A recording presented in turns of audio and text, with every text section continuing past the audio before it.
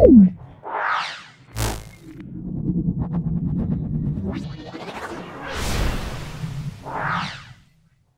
আমরা unit 5 chapter 2 rotation motion.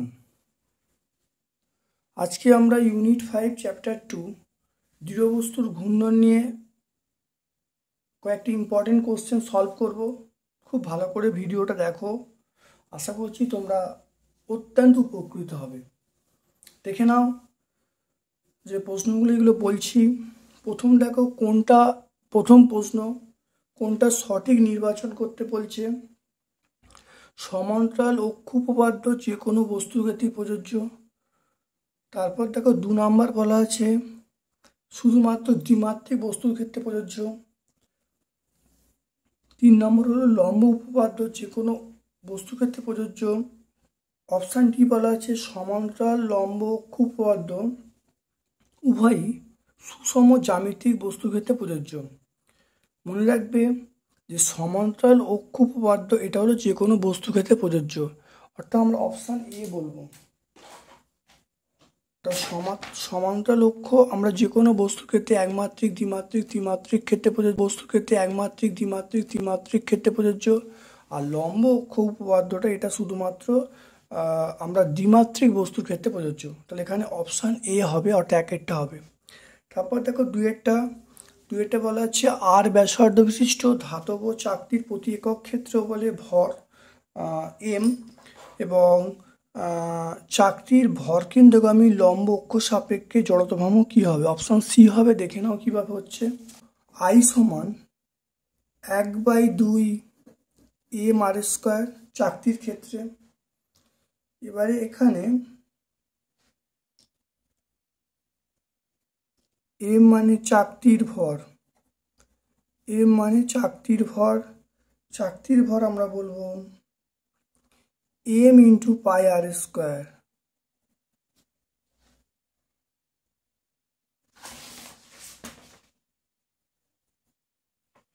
তাহলে চাকতির ভর এম ইন্টু পাই আর স্কোয়ার। তাহলে এটা মানে প্রতি একক ক্ষেত্র বলে ভর এম বলা আছে, তাহলে মানটা বসাচ্ছি এম এর মানটা। তাহলে M pi r square into r square, তাহলে half M pi r to the power 4। তাহলে এটা কোন অপশানে আছে এটা আমরা দেখতে পাবো, এটা অপশান সি এতে আছে। তারপর দেখো তিনেরটা কোনো স্থির অক্ষ সাপেক্ষে ঘূর্ণায়মান কোনো বস্তুর ক্ষেত্রে বিভিন্ন অপশান দেওয়া আছে। বস্তুর ওপর বিভিন্ন বিন্দু বৃত্তাকার পথে ঘুরলে এবং ওই বৃত্তাকার পথে কেন্দ্র ঘূর্ণন অক্ষের ওপরে থাকবে। নাম্বার বি বলা আছে ওই বৃত্তের তলগুলি একই বা পরস্পরের সঙ্গে সমান্তরাল হবে। অপশান সি বলা আছে সব বিন্দুই কৌণিক ভরবেগ একই হবে, রৈখিক ভরবেগ অন্য হবে। এটা কিন্তু অপশান ডি হবে, প্রত্যেকটা পয়েন্ট সত্য, তাহলে আমরা অপশান ডি বলবো। তারপর দেখো চারেরটা বিকল্প উত্তরটা নির্বাচন করতে বলছে। সেটা বলেছে কোনো বিন্দু বা অক্ষ সাপেক্ষে একটি কণার কৌণিক ভরবেগ থাকতে পারে। 2 নম্বর হলো একটি কণা সরলরেখায় চললেও কৌণিক ভরবেগ থাকতে পারে। অপশান ডি হলো যখন কোনো সুষম বস্তুর বৃত্তগতিতে চলে তখন কৌণিক ভরবেগ ধ্রুবক থাকে। প্রত্যেকটা পয়েন্ট সত্য। যখন কোনো বস্তু অক্ষ সাপেক্ষে কোনো বস্তু বা অক্ষের সাপেক্ষে কৌণিক ভরবেগ থাকতে পারে। সরলরেখায় যখন চলে তখনও কৌণিক ভরবেগ থাকতে পারে। আর বৃত্তগতিতে ঘুরলে কৌণিক ভরবেগ ধ্রুবক থাকে, এটা আমরা অপশান ডি বলবো। তারপরে দেখে নাও সেটা হলো এম ভরের একটি লোক একটি অনুভূমিক বৃত্তাকার পাটাতনের, তার ভর এম বলা আছে, পরিধি বরাবর ভি গতিতে দৌড়াতে শুরু করলো। পাটাতনটি যদি কেন্দ্রগামী উল্লম্ব অক্ষের চারিদিকে অবাধে ঘুরতে সক্ষম হয় তাই লোকটি যে কৌণিক বেগ লাভ করবে সেটা কোন অপশানটা হবে। এটা অবশ্যই অপশান ডি হবে। এটা আমরা বলবো -2 mv বাই mr। দেখে নাও কৌণিক ভরবেগের সংরক্ষণ সূত্র অনুসারে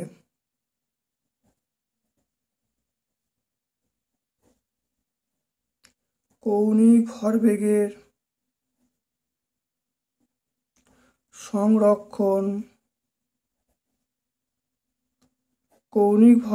সংরক্ষণ সূত্র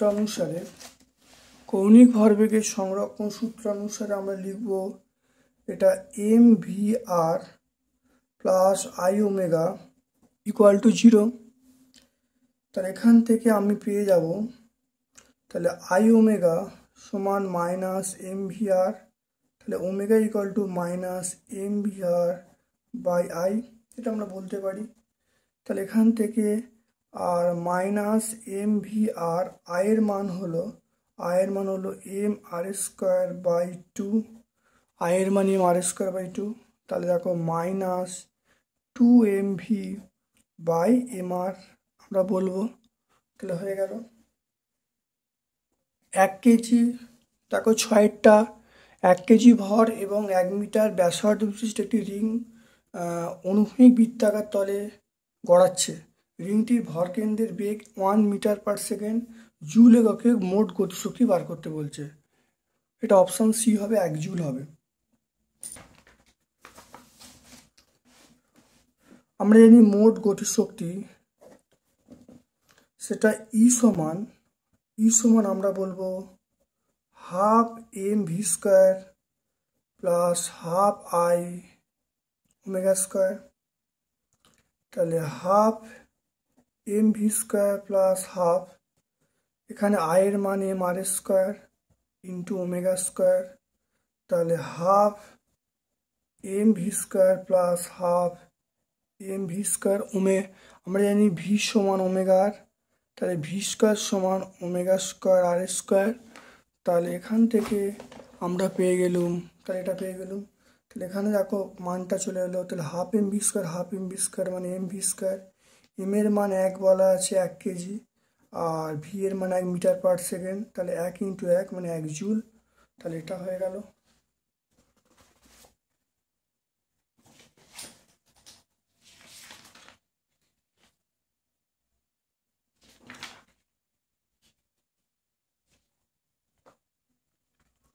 দেখে নাও 7এরটা দেখে নাও।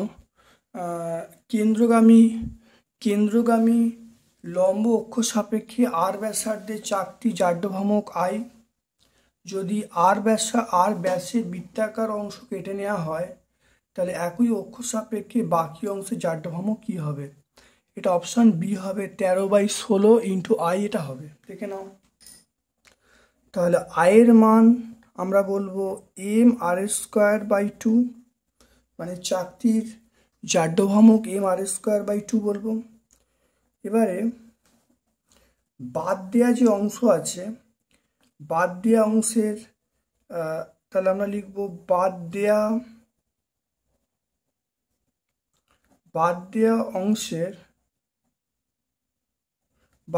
অংশের ভর আমরা বলবো m/4 বলবো। তাহলে ব্যাসার্ধ আমরা কত বলবো? তাহলে ব্যাসার্ধ আমরা বলবো সেটা হলো আমরা বলবো r/2 বলবো। তাহলে বাদ দেওয়া অংশের ভর m/4, ব্যাসার্ধ r/2। তাহলে এখন জাড্যভ্রামক তাহলে কি হবে? এখন জাড্যভ্রামক আমি আই ড্যাশ বলবো, আই ড্যাশ মানে আমরা বলবো m/4 ইন্টু ব্যাসার্ধ হলো r/2 তার স্কোয়ার বাই 2 আমরা বলবো। এই সমীকরণে বসিয়ে দেওয়া হলো, তাহলে বসালে দেখো যেটা আসবে, তাহলে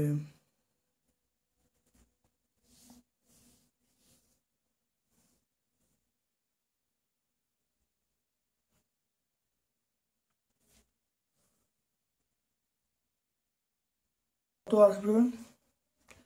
তাহলে m/4 এটা হলো r²/4 ইন্টু হাফ আমরা লিখবো এটা। তাহলে এখান থেকে আমরা লিখব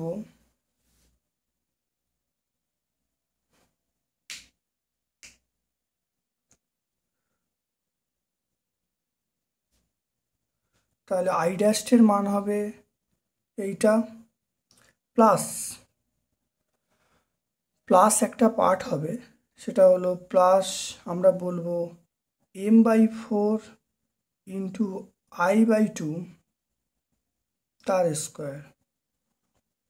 তাহলে দুটো পার্ট আছে, একটা হলো এইটা অক্ষ সাপেক্ষে জাড্যভ্রমক বার করার জন্য m/4 ইন্টু m r/2 তার স্কোয়ার বাই 2 এটা হলো, আর এটা হবে বাই 2টার হবে না, সেটা m/4 ইন্টু r/2 তার হোল স্কোয়ার। তাহলে এখানে দেখো করলে কত আসবে, এখানে আমরা করলে বলবো m/4 ইন্টু r²/4। তাহলে কি কমন যাচ্ছে দেখে নাও, তাহলে m/4 ইন্টু r²/4 এখানে আমরা লিখতে পারবো হাফ প্লাস 1 লিখতে পারবো।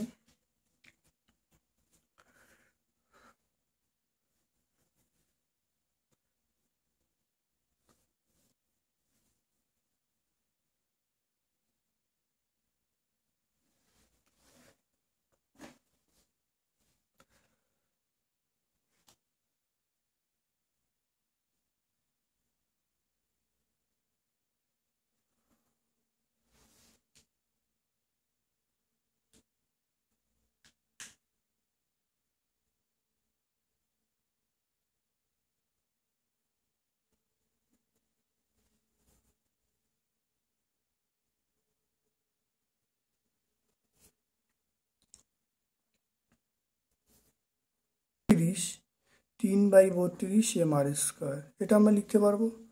তাহলে 3/32 mr², তাহলে এখানে লিখবো 3/16 ইন্টু mr²/2 এটা আমরা লিখবো। তাহলে এইটাই আমরা বলবো 3/16 ইন্টু i বলবো, তাহলে এটা আমরা বলবো 3i/16 বলবো, 3i/16।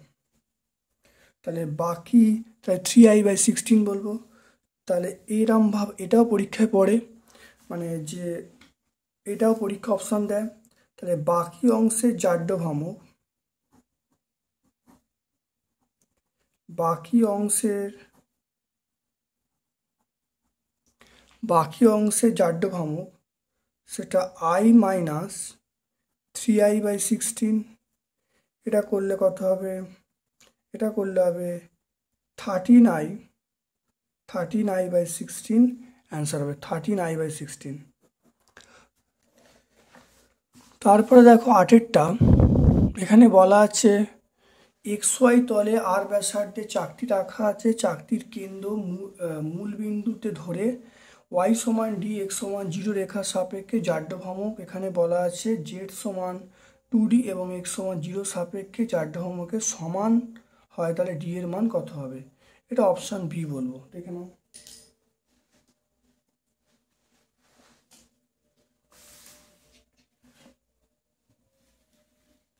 y সমান d, x সমান 0, এই x সমান 0 রেখাটি z অক্ষের সমান্তরাল, তো এটা হলো z অক্ষের সমান্তরাল।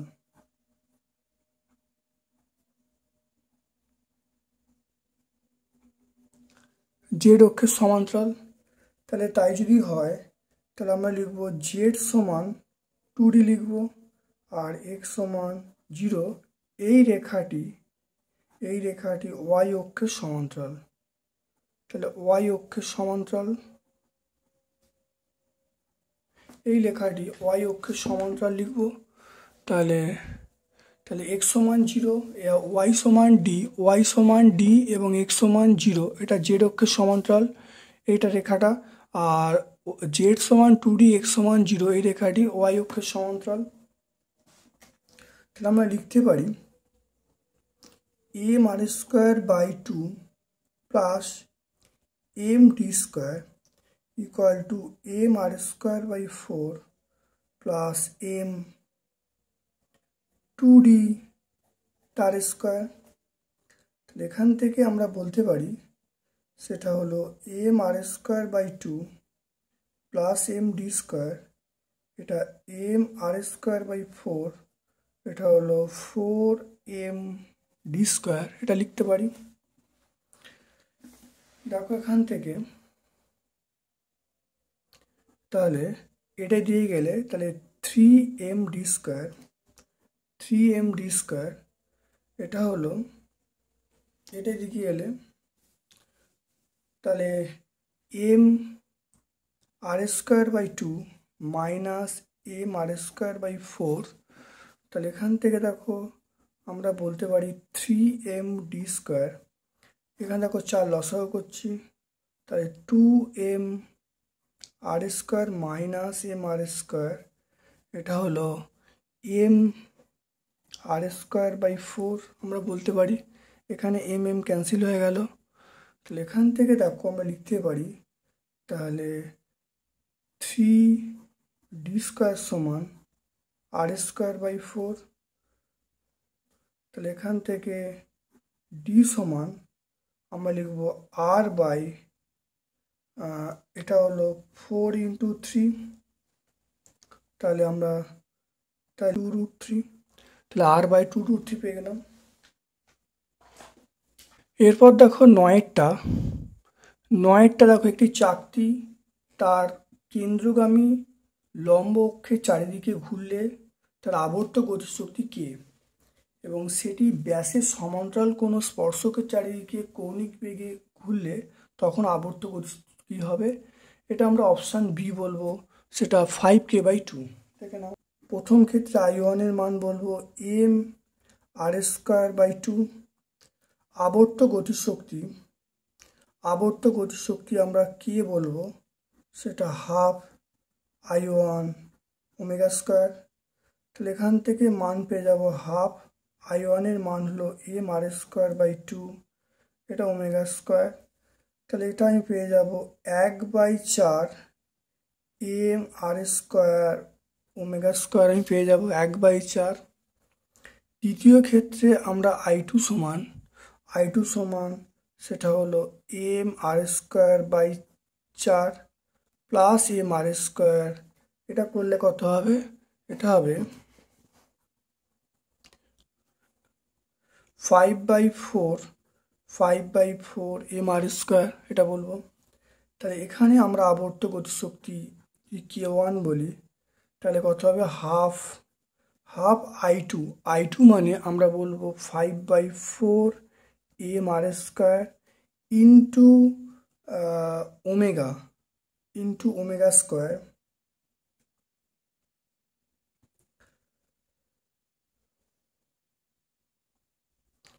ω², তাহলে এখানে কি আসলো,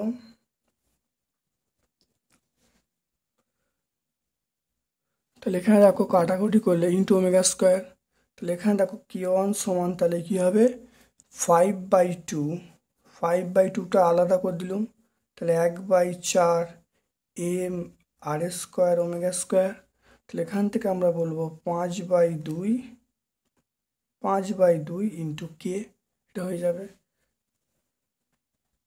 10টা দেখে নাও, যখন কোনো চাকা গড়ায় তখন তার অক্ষ স্থির থাকে, তারপর দেখো গড়ানোর সময় পরিদৃষ্ট সমস্ত বিন্দু বৃত্তগতি লাভ করে, তারপর দেখো তলের সংস্পর্শে বিন্দুর চারিদিকে বিশুদ্ধ ঘূর্ণন গড়নাকে কল্পনা করা হয়। অপশান ডি বলা আছে গড়নার সময় ভরকেন্দ্রই ঘূর্ণন গতি, এটা অপশান সি হবে, মনে রাখবে অপশান সি এটা হবে, অর্থাৎ তলের সাথে স্পর্শ করে থাকলে ওই চারিদিকে যে ঘূর্ণন গতি হিসাবে গড়ানোকে কল্পনা করা হয়। 11টা দেখে নাও, সেটা হলো অমসৃণ স্থির তলের ওপর দিয়ে বিশুদ্ধ গড়ানোর ক্ষেত্রে স্থিতঘর্ষণ চলঘর্ষণ ধনাত্মক কার্য করে, স্থিতঘর্ষণ চলঘর্ষণ ঋণাত্মক কার্য করে। অপশান সি দেখো স্থিতঘর্ষণ চলঘর্ষণ কোনো কাজ করে না, আর অপশান ডি হলো এটা হলো ঘর্ষণ কাজ করে কিনা তা অবস্থার উপর নির্ভর করে সঠিকভাবে বলা সম্ভব নয়, এটা আমরা অপশান সি বলবো, স্থিতঘর্ষণ চলঘর্ষণ কাজ করে না।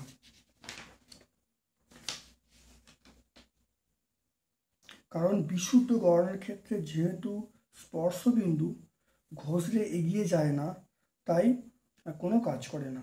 মনে রাখবে বিশুদ্ধ গড়নার ক্ষেত্রে যেহেতু স্পর্শবিন্দু গড়িয়ে এগিয়ে যায় না, মানে স্পর্শবিন্দু ঘষলে এগিয়ে যায় না, তাই স্থিতঘর্ষণ কোনো কাজ করে না।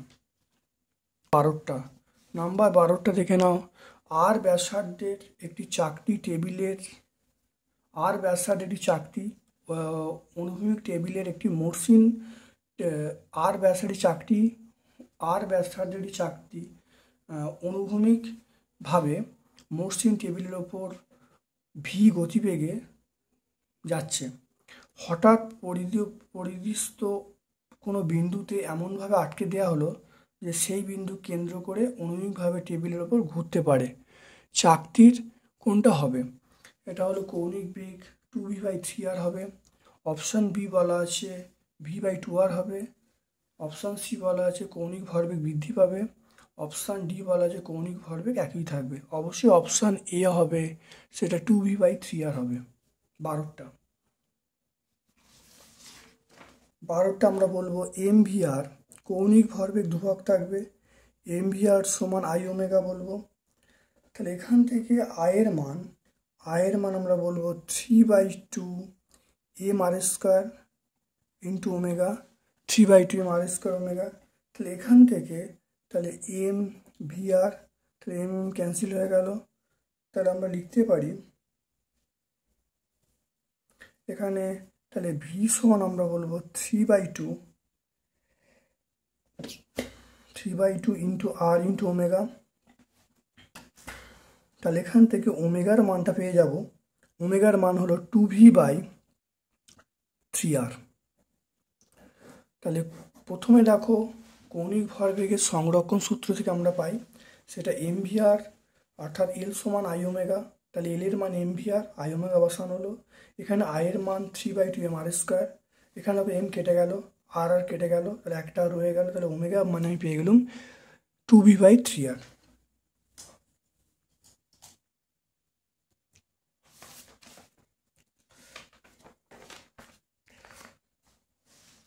তারপর দেখো 13টা দেখে নাও। 13টা হলো 9m এবং r ব্যাসার্ধের বৃত্তাকার চাকতি থেকে সমকেন্দ্রীয়ভাবে m ভরের এবং r/3 ব্যাসার্ধের একটা চাকতি কেটে নেওয়া হলো। অবশিষ্ট চাকতির কেন্দ্রগামী এবং তলের সঙ্গে লম্বভাবে অবস্থিত অক্ষের জাড্যভ্রমক কী হবে? এটা অপশান এ হবে, সেটা 40/9 হবে। দেখে নাও, অপশান এ হবে, সেটা 40/9 mr²। দেখে নাও 13টা।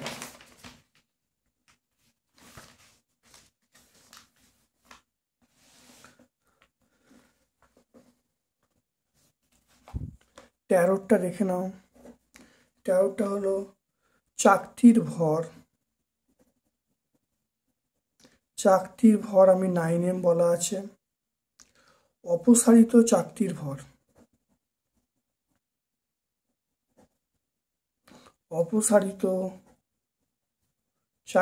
ভর এটা m বলা আছে। তাহলে জাড্যভ্রমক অক্ষ সাপেক্ষে জাড্যভ্রমক, তাহলে i1 সমান আমরা বলবো 9/2 mr² বলবো। আর অপসারিত যেটা আছে, অপসারিত অংশের জাড্যভ্রমক, সেটা i2 বলবো। i2 মানে 1/2 mr/3 তার স্কোয়ার। তাহলে এখান থেকে আমরা বলতে পারি i2 সমান আমরা বলবো 1/18 mr², 1/18 mr²। তাহলে এবার দেখো চাকতির অবশিষ্ট অংশের জড়তা ভ্রমক, সেটা হলো 9/2 mr², 9/2 mr² মাইনাস mr², এটা দেখো 9×9, এটা mr²/18 হবে। তাহলে এটা করলে দেখো আসবে 40/9 mr² আমরা পেয়ে যাব। তাহলে চাকতির ভর বলা আছে, তাহলে সেখান থেকে দেখো আমরা i1 এটা যেটা বেরোবে সেটা সমগ্র চাকতির যে জাড্যভ্রমক, এটা আর এটা অপসারিত অংশে জাড্ডম এটা, তাহলে যেটা বাকি রইলো বিয়োগ করে দিলাম, তাহলে 40/9 mr²।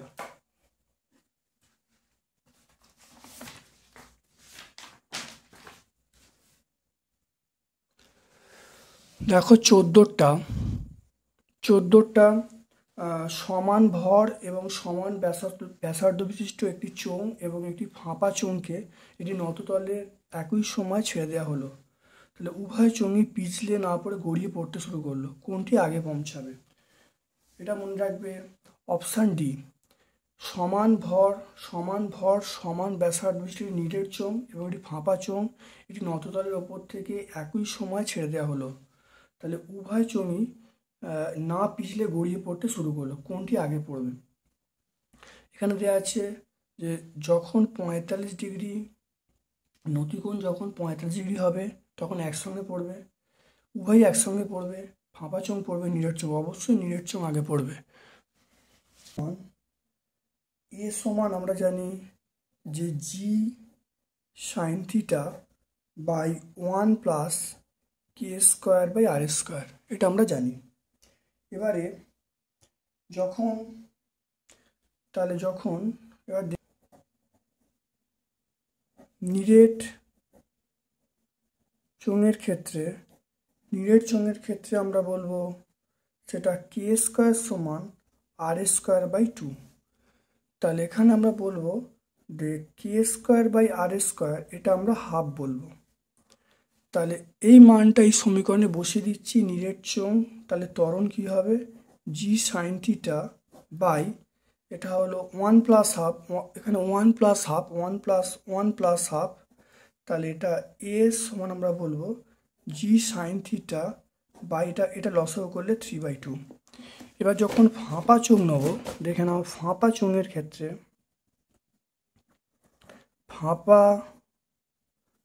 ক্ষেত্রে এটা হলো k² = r²। ফাঁপা চোঙের ক্ষেত্রে k² = r²। এখানে মনে রাখবে ক্যাপিটাল আর কথাটা লিখে দিই, ক্যাপিটাল আর।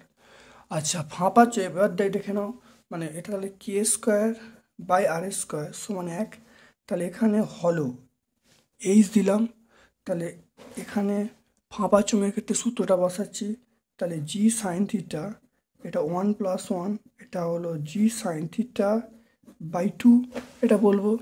তাহলে আমরা সলিড বাই হলো করছি, তাহলে g sine theta by 3/2 into 2 g sine theta. তাহলে এটা কাটাকুটি করলে দেখো আমরা পেয়ে যাব 4/3। 4/3 মানে এটা হলো 1-এর থেকে বড়, তাহলে আমরা বলবো এস গ্রেটার দেন এইচ, অর্থাৎ মানে সলিডের ত্বরণ বেশি হবে, যার ত্বরণ বেশি হবে সে আগে পড়বে। তাহলে এখানে ব্যাপারটা খুব ভালো করে বুঝে নাও, প্রচণ্ড ইম্পর্টেন্ট একটা অঙ্ক। তাহলে এখানে দেখে নাও ত্বরণ বার করি, ত্বরণ মানে আমরা জানি জি সাইন থিটা বাই 1 + k²/r²। এবার নিরেট চোঙের ক্ষেত্রে আমরা জানি জাড্য ভ্রামক, এখানে এটা কোথা থেকে এলো? নিরেট চোঙের ক্ষেত্রে আমরা জানি জাড্য ভ্রামক আই সমান আমরা বলবো সেটা হলো I = m r²/2। আর আমরা চক্রগতির ব্যাসার্ধের কনসেপ্ট থেকে আমরা পাই mk²। তাহলে দুটো ইকুয়াল করে দেবো, তাহলে ইকুয়াল করে দিলে k² = r²/2 হয়ে গেল। তাহলে নিরেট চোঙের ক্ষেত্রে তাহলে k²/r² সমান আমরা পেয়ে গেলাম হাফ। তাহলে এই মানটা আগে এই সমীকরণে বসিয়ে দিয়েছি, তাহলে বসিয়ে দিই, দেখো নেবো 3/2। তাহলে এস সমান জি সাইন থিটা বাই 3/2। একইভাবে দেখো ফাঁপা চোঙের ক্ষেত্রে মনে রাখবে ওটা হলো m r², তাহলে এটা হলো তাহলে k² = r², তাহলে k²/r² = 1 পেয়ে গেলুম।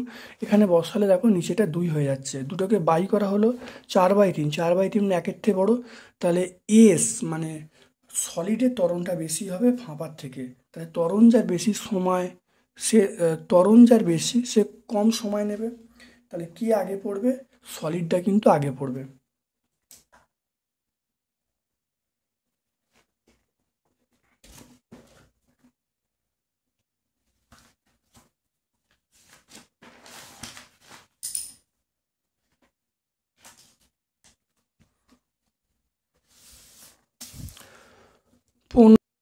পনেরোটা হলো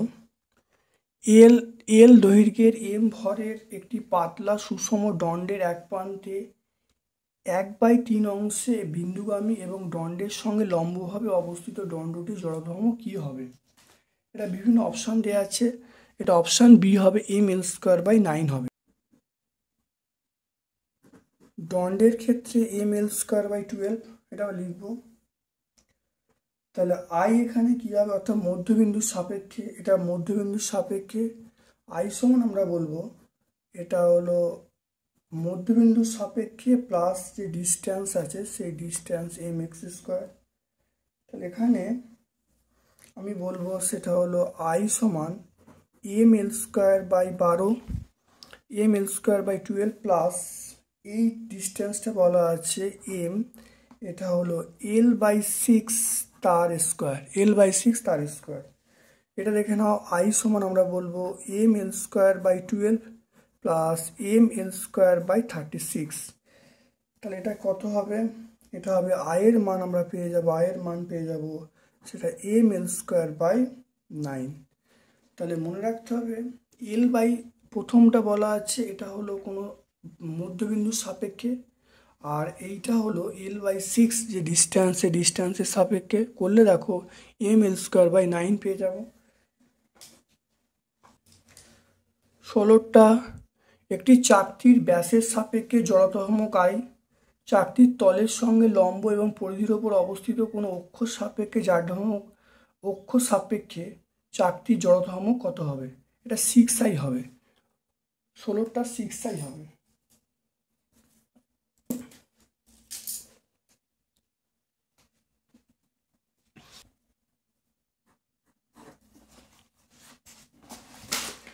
মনে রাখবে আই সমান, এখানে আই সমান এটা আমরা জানি m(r²/4), এটা আয়ের মান। তাহলে এখান থেকে আমরা পেয়ে যাব m(r²) সমান 4i হয়ে গেল। তাহলে জাড্যভ্রামক যেটা হলো সেটা হলো জাড্যভ্রামক সেটা হলো 3/2 m(r²). তাহলে 3/2 m(r²) এর মান কত? 4i। তাহলে এখানে পেয়ে গেলাম 6i পেয়ে গেলাম। তাহলে জাড্যভ্রামক পেয়ে গেলাম 6i।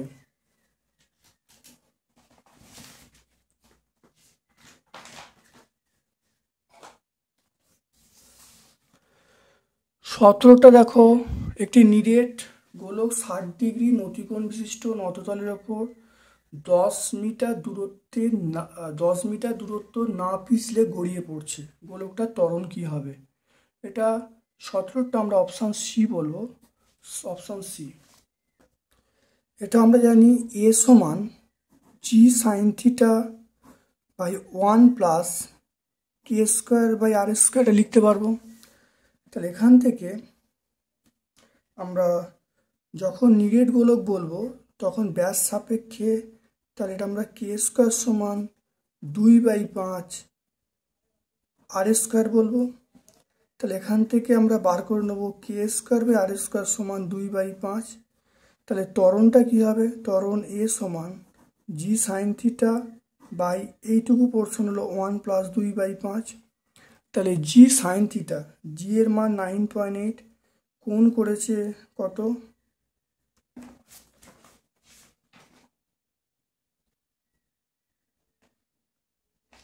কোণটা 60 ডিগ্রি। তাহলে কোণটা হলো 60 ডিগ্রি, sin 60 ডিগ্রি, কোণটা হলো sin 60 ডিগ্রি বাই এটা হলো 7/5। তাহলে এটা ক্যালকুলেশন করলে যে মানটা আসবে তোমরা দেখতে পাবে, ক্যালকুলেশন করলে এটা হবে তাহলে 5/7 9.8, এটা √3/2, এটা করলে যেটা আসবে 6 মিটার/সেকেন্ড² আসবে ত্বরণের মানটা। তাহলে মনে রাখবে এ সমান g(sin), দেখো দেখে নাও, এ সমান g(sin)θ/1 প্লাস k²/r²।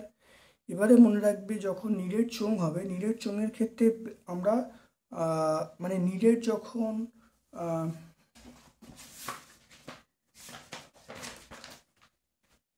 অর্থাৎ চাকতির ব্যাস সাপেক্ষে না নিরেট গোলকের ব্যাস সাপেক্ষে যে জাড্যভ্রামক সেটা হলো জাড্য ভ্রামক আমরা জানি আই সমান 2/5 m/² আর এমনি আমরা চক্রবর্তী ব্যাসার্ধ থেকে আমরা পাই আই সমান m/k²।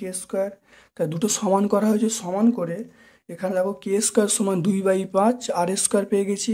তাহলে k² মানে 2/5 পেয়ে গেলাম। এই মানটা এই সমীকরণে বসিয়ে দেওয়া হলো। এই সমীকরণে বসিয়ে দিয়ে দেখো বসিয়ে দিয়েছি। এবার জি এর মান 9.8, কোনটা বলা আছে 60°, এটা দেখো 7/5। এবারে এটাকে ক্যালকুলেশন করে দেখো পেয়ে গেছি 6 m/s²।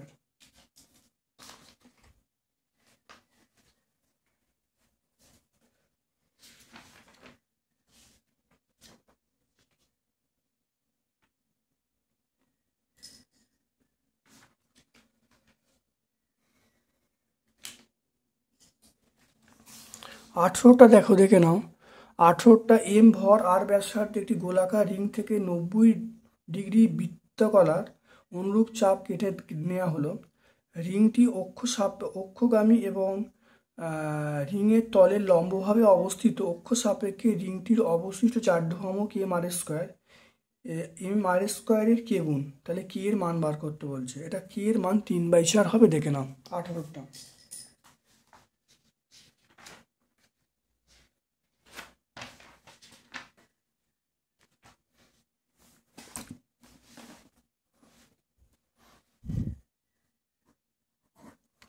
18টা দেখে নাও। এটা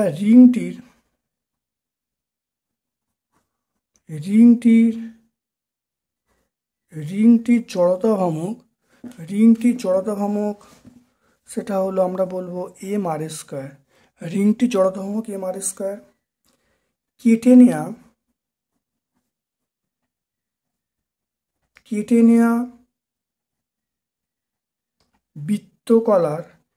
নেয়া বৃত্তকলার জড়তা ভ্রামক 1/4 m/²। 1/4 m/²। তাহলে অবশিষ্ট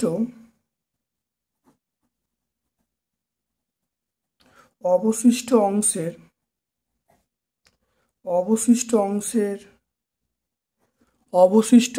জড়তা ভ্রামক কি হবে? m/² minus 1/4 m/²।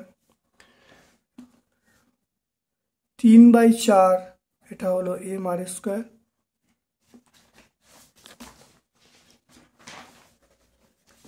তাহলে এখানে আমরা জানি যে তাহলে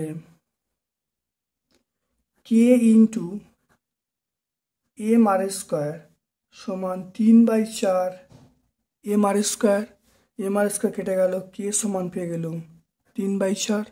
তাহলে কত পেয়ে গেলাম? এটা 3/4 পেয়ে গেলাম। তাহলে রিংটি জড়তা ভ্রামক m/²। এবারে কেটে নেওয়া অংশে যে বৃত্তকলা সেটা হলো 1/4 m/² বিয়োগ করে হলো অবশিষ্ট অংশ পেয়ে গেলাম। তাহলে এইটা মানে m/²টা অর্থাৎ রিংটির জাড্য ভ্রামক, এটা কে গুণ করা হলো, যেটা পড়ে আছে তার সঙ্গে সমান করা হলো। তাহলে কে সমান 3/4। দেখে নাও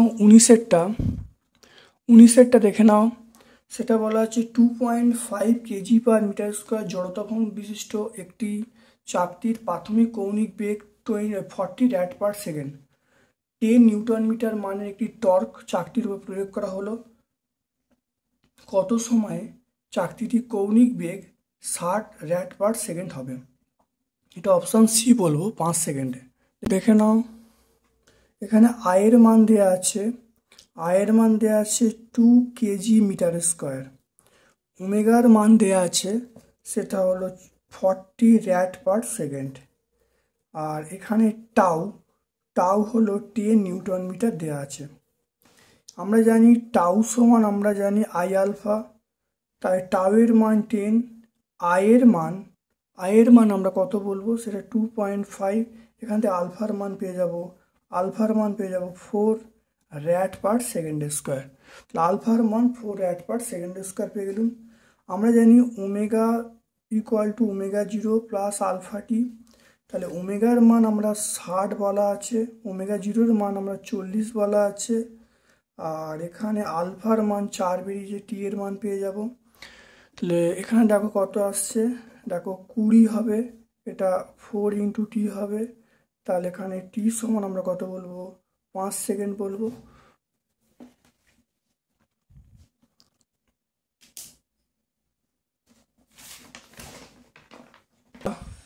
ঘূর্ণায়মান চাকতির উপরিস্থ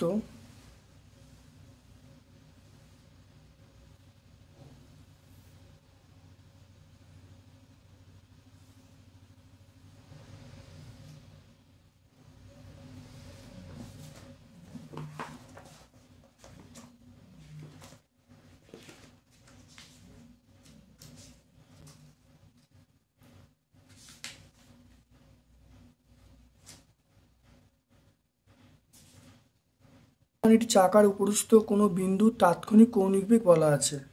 টর্ক শূন্য হবে, কোন সময় টর্কের মান শূন্য হবে, এটা আমরা অপশান এ বলবো 1 সেকেন্ডে।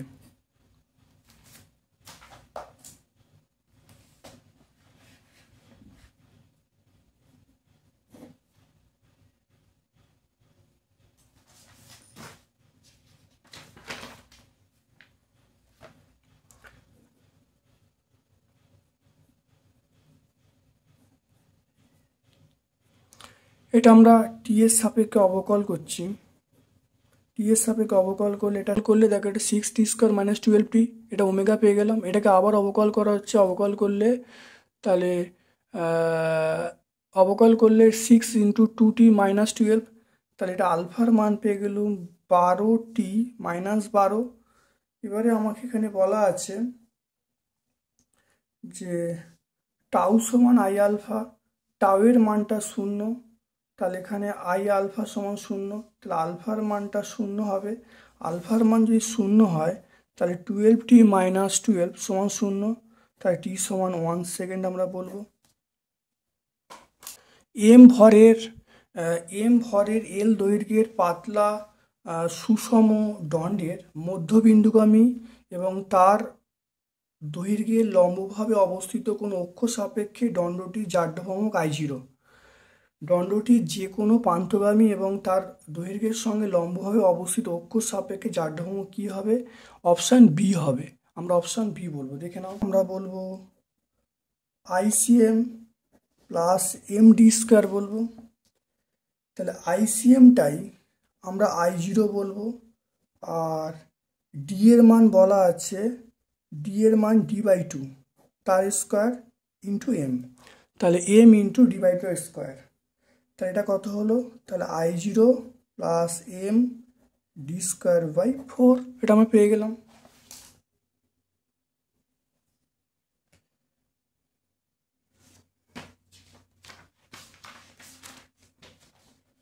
এরপর দেখে নাও 22এরটা দেখে নাও।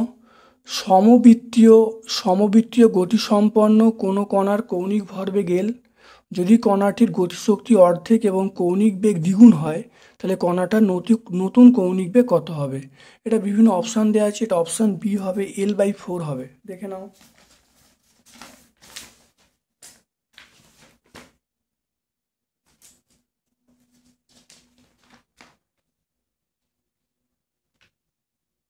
সেটা দেখে নাও, সেটা আমরা জানি এল সমান আই ওমেগা, এল মানে কৌণিক ভরবেগ, এটা আই ওমেগা।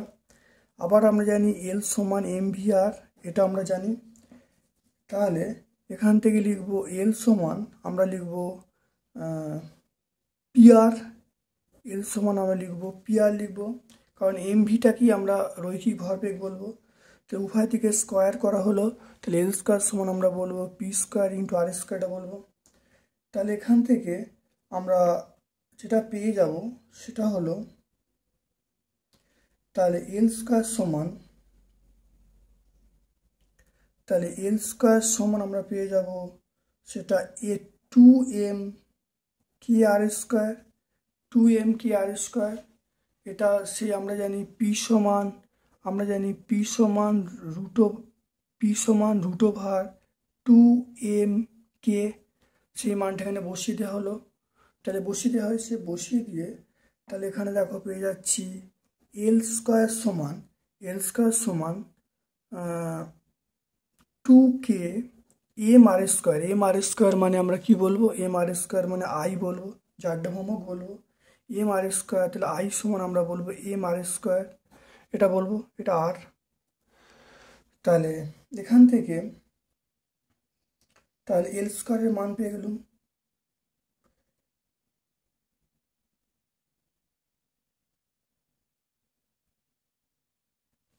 এবার দেখো এল স্কোয়ার সমান আমরা কি বলবো, এল স্কোয়ার সমান 2k/i।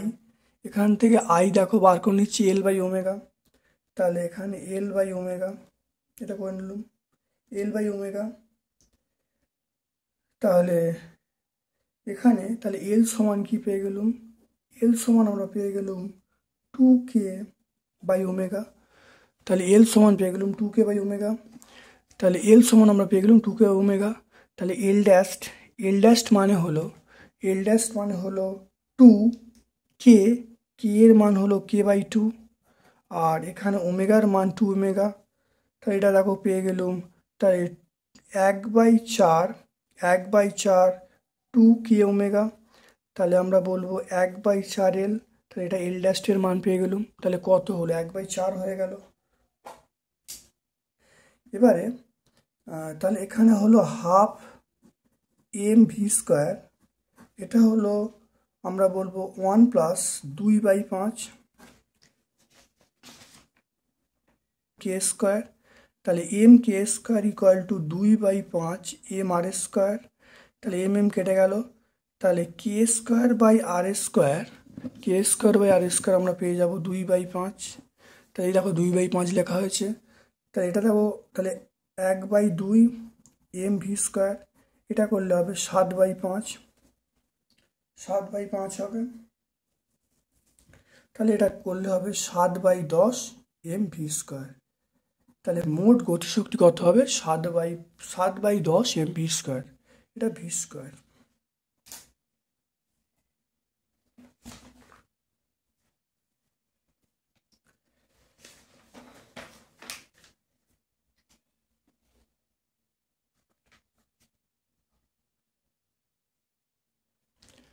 দেখে নাও, তাহলে এবার দেখে নাও 24-এরটা। এইচ উচ্চতায় একটি নততল থেকে একটি নীরের চোঙ গড়িয়ে পড়ছে, নততলে পাদদেশে বেগ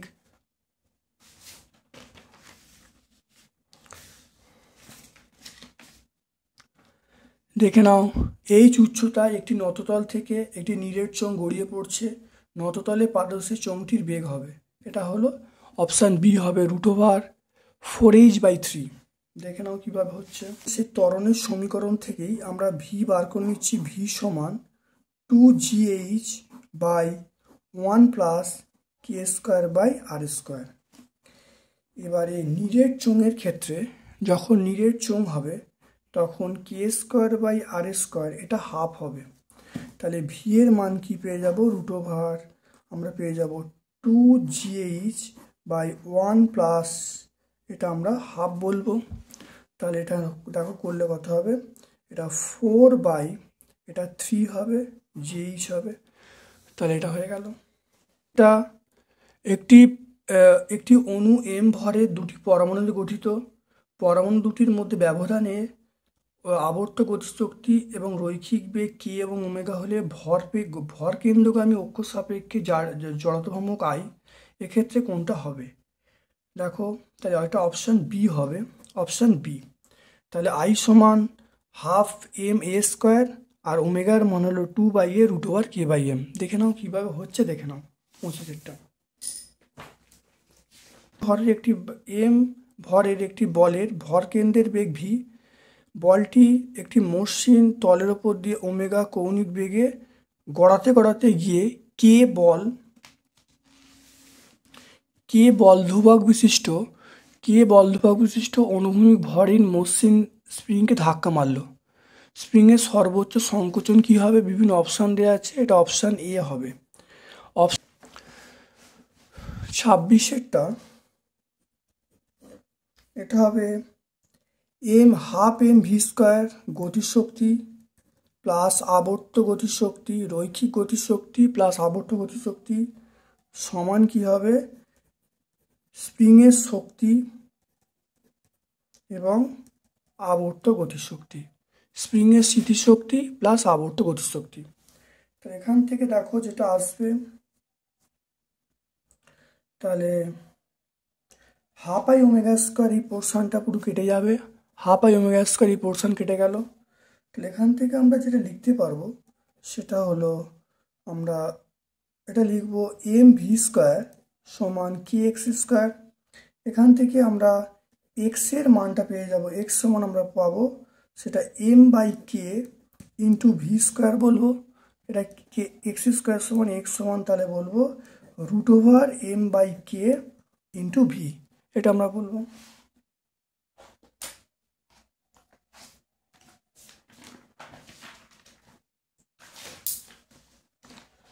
দেখে নাও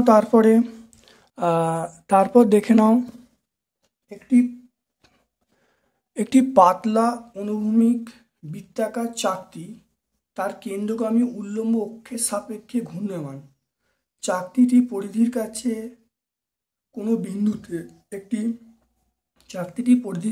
কোনো বিন্দুতে একটি পতঙ্গ স্থির অবস্থায় আছে। পতঙ্গটি চাকতিটির অপর প্রান্তে যাওয়ার জন্য ব্যাস বরাবর চলতে শুরু করলো। পতঙ্গটি যাত্রাকালে কৌণিক দ্রুতি কী হবে? ক্রমাগত কমতে থাকবে, ক্রমাগত বাড়তে থাকবে, প্রথমে বাড়বে পরে কমবে, তারপরে অপবৃত্তি থাকবে, স্থির থাকবে। সেটা আমরা অপশন সি বলবো, প্রথমে বাড়বে পরে কমবে। তাহলে অপশন সি আমরা বলবো। একটু দেখে নাও কিভাবে হচ্ছে। মনে রাখবে বাইরে থেকে যদি টর্ক প্রয়োগ না করা হয় তাহলে আমরা কি বলবো? বাইরে থেকে যদি টর্ক প্রয়োগ না করা হয় তাহলে আমরা বলবো এল সমান কনস্ট্যান্ট, মানে কৌণিক ভরবেগ কনস্ট্যান্ট।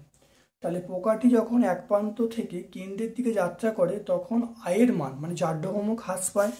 যখন কেন্দ্রের দিকে যায় তখন আয়ের মানটা হ্রাস পায়। আয়ের মানটা যখন হ্রাস পায়, আয়ের মান হ্রাস পেলে তাহলে ওমেগার মানটা বৃদ্ধি পেল। আবার পোকাটি যখন কেন্দ্র থেকে দূরে চলে যাওয়া মানে তাহলে আয়ের মানটা আমার বৃদ্ধি পাচ্ছে, তাহলে ওমেগার মানটা কি হচ্ছে? হ্রাস পাচ্ছে। তাহলে প্রথমে বাড়ছে পরে কমছে। তাহলে দেখো একটু বুঝে নাও, আই সমান কনস্ট্যান্ট মানে আই ওমেগা সমান, অর্থাৎ আই ওমেগা সমান কনস্ট্যান্ট। তাহলে চাকরিটি কেন্দ্রের দিকে আসছে, কেন্দ্রের দিকে আসা মানে আয়ের মান কমছে, আয়ের মান কম মানে ওমেগার মান বাড়ছে। তাহলে প্রথমে বাড়লো, তারপরে দেখো কেন্দ্র থেকে দূরে চলে যাচ্ছে, আয়ের মান কমছে, তাহলে আয়ের মান বাড়ছে, তাহলে ওমেগার মান কমবে। তাহলে প্রথমে দেখো বাড়লো পরে কমলো।